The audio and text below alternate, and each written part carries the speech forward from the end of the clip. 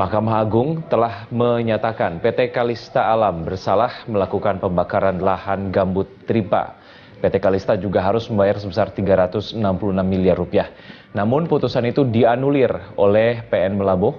Putusan PN Melaboh dibuat pada 13 April saat Majelis Hakim PN Melaboh yang dipimpin Said Hasan dan anggota Muhammad Tahir dan Tuku Latiful menyatakan menerima gugatan PT Kalista. Hakim beralasan bukti koordinat yang salah yang diberikan KLHK pada kasus sebelumnya menjadi alasan bagi hakim eksekusi putusan terhadap PT Kalista. PT Kalista mengajukan banding pada 28 Agustus 2015 ke Mahkamah Agung, namun MA menolak banding dan memerintahkan perusahaan tersebut untuk tetap membayarkan denda.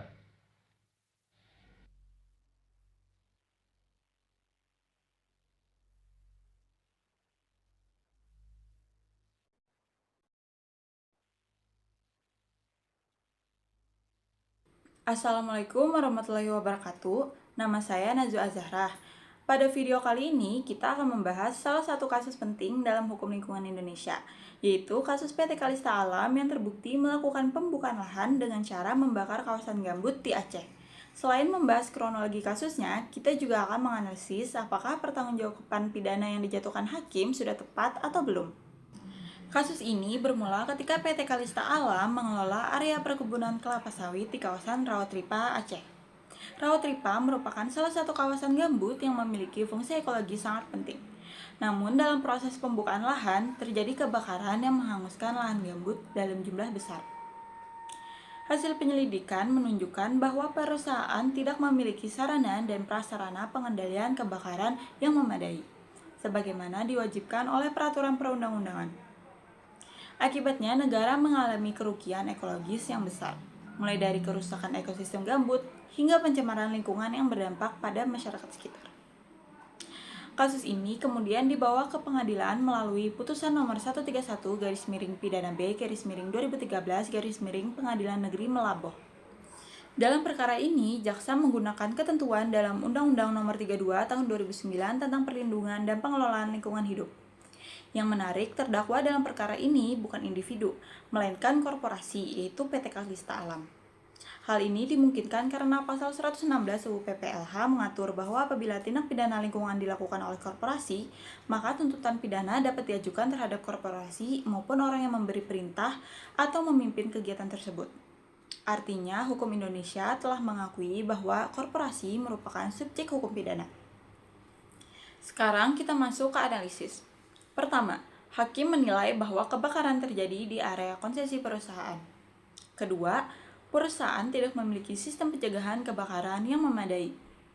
Ketiga, perusahaan memperoleh keuntungan dari pembukaan lahan tersebut. Berdasarkan fakta-fakta tersebut, hakim menyimpulkan bahwa terdapat kesalahan korporasi.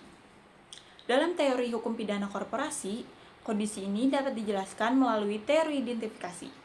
Tindakan dan kebijakan pengurus dianggap sebagai tindakan korporasi itu sendiri. Selain itu, terdapat juga teori corporate fault yang melihat kesalahan pada sistem dan kebijakan perusahaan, bukan hanya pada individu tertentu. Karena itu, pertanggungjawaban pidana dibebankan kepada PT Kalista Alam sebagai badan hukum.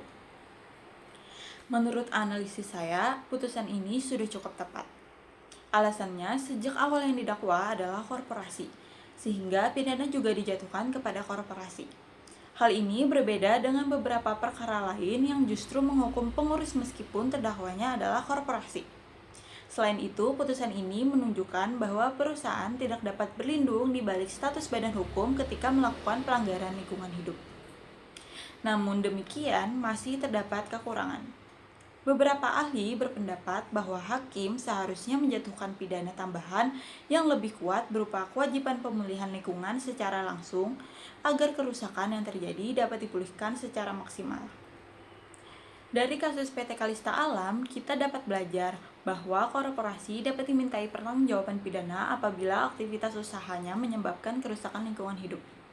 Kasus ini menjadi tonggak penting dalam perkembangan hukum pidana korporasi di Indonesia, karena menegaskan bahwa perusahaan bukan hanya entitas ekonomi, tetapi juga subjek hukum yang memiliki tanggung jawab terhadap lingkungan. Terima kasih sudah menonton video ini sampai selesai. Semoga bermanfaat. Wassalamualaikum warahmatullahi wabarakatuh.